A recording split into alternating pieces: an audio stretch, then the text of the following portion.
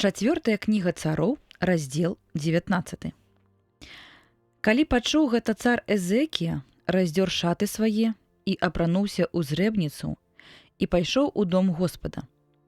І паслаў ён Эліякіма, загадчыка палаца, і Собну пісара, і старэйшых з святароў, апранутых у зрэбніцы, да прарока Ісаі, сына Амоса. Сказалі яны: «Гэта кажа Эзекія, гэты дзень – дзень гора, і наракання, і ганьбы. Дайшлі дзеці да сваіх народзінаў, і няма сілы іх нарадзіць. Можа, пачуе Господ Бог твой усе словы Рапсака, якога паслаў гаспадар яго цар асірыйцаў, каб зневажаць Бога жывога, і пакарае яго за словы, якія пачуў Господ Бог твой. І памаліся за астатніх, якія яшчэ жывуць. І прыйшлі паслугачы цара Эзекіі да Ісаі. І сказаў ім Ісая: «Гэта скажыце гаспадару вашаму. Гэта кажа Господ: не бойся слоў, што ты пачуў, якімі паслухачы цара асірыйцаў зневажалі мяне. Вось я пашлю яму духа, і ён пачуе вестку і вернецца ў сваю зямлю, і я паб'ю яго мечам у яго зямлі». Такім чынам вярнуўся Рапсак і знайшоў цара асірыйцаў, які здабываў Лебну, бо пачуў, што ён адышоў з-пад Лахіса. І калі ён пачуў пра Тарака, цара Этыёпіі, словы: «Вось ён пайшоў на вайну супраць цябе», паўторна паслаў пасланцоў да Эзекіі, кажучы яму: «Гэта скажыце Эзекіі, цару Юдэі. Хай не падманвае цябе Бог твой, на якога ты спадзяешся, і не кажы, не аддасць ён Єрусалім у рукі цара асірыйцаў. Ты бо сам чуў, што зрабілі цары асірыйцаў з усімі землямі, як яны пазнішчылі іх. Такім чынам, ці ты мог бы адзін вызваліцца? Дзе багі тых народаў, якіх знішчылі бацькі мае? Гэта значыць Газан і Харан, і Резеф, і сыноў Эдана, якія былі ў Теласары. Дзе цар Эмата і цар Арпады, цары Сепарваіма, Аны і Авы?» Такім чынам, калі атрымаў Эзекія ліст з рук вестуноў і прачытаў яго, ён пайшоў у дом Господа і развярнуў яго перад Господам. І маліўся ён перад ім гэтымі словамі: «Господі Божа Ізраіля, які сядзіш на херубінах, толькі ты, у Бог усіх валадарстваў зямлі, ты стварыў неба і зямлю.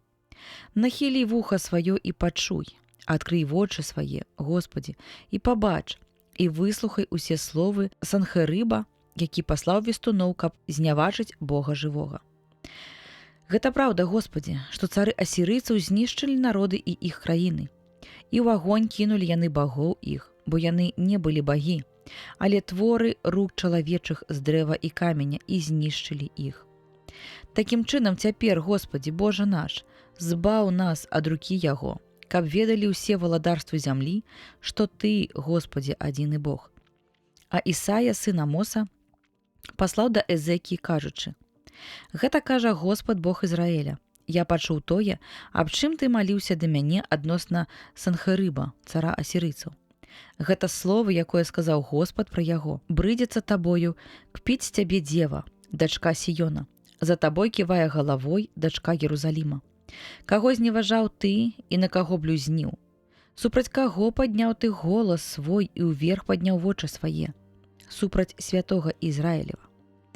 Праз вестуноў тваіх ты зневажаў Господа і казаў: з мноствам маіх калясніц я ўзышоў на горныя ўзвышшы, на вяршыні Лібана, і ссек яго велічныя кедры і найпрыгажэйшыя яліны яго, і дайшоў аж да межаў яго ў нетры яго.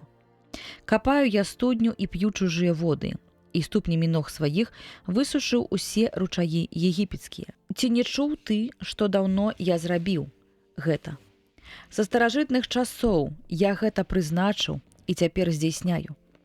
І будуць яны знішчаны, стануць кучамі руінаў гарады ўмацаваныя. І тыя, што зараз жывуць у іх, задрыжэлі і збянтэжыліся. Сталі як сена на полі, як трава маладая, як трава на стрэхах, апаленая перш, чым паспела. Ці сядзіш ты, ці выходзіш, ці ўваходзіш, я ведаю наперад, як і абурэнне тваё супраць мяне. Ты шалееш супраць мяне, і пыха твая дайшла да вушэй маіх. Такім чынам, я ўкладу ў ноздры твае кольцы і цуглі, у губы твае і выведу цябе на дарогу, па якой ты прыйшоў. А табе, Эзекія, будзе такі знак. У гэтым годзе еш, што знойдзеш, а ў другі год тое, што само вырасце. А на трэці год сейце і збірайце. Закладайце вінаграднікі і спажывайце плады іх. І калі што застанецца з дому Юды, пусціць корань у глыб і выдасць плод наверх. Бо з Єрусаліма выйдзе рэшта, і хто застанецца з гары Сіён.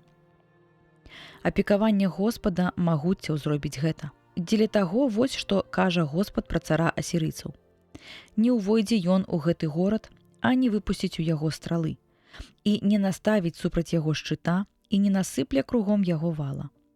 Дарогай, якою ён прыйшоў, вернецца, і ў горад гэты не ўвойдзе, кажа Господ. Я абараню гэты горад і збаўлю яго дзеля сябе і дзеля паслугача свайго Давіда. І здарылася ў тую самую ноч. Выйшаў анёл Господаў і пабіў у лагеры асірыйцаў 185 000 чалавек. І калі раніцай яны падняліся, убачылі, што ўсе вакол мёртвыя. Тады Санхерэб, цар асірыйцаў, адступіў і пайшоў, і вярнуўся, і затрымаўся ў Нініве.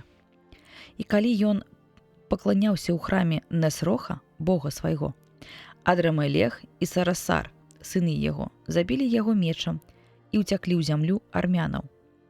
І замест яго стаў цараваць сын яго Асархадон.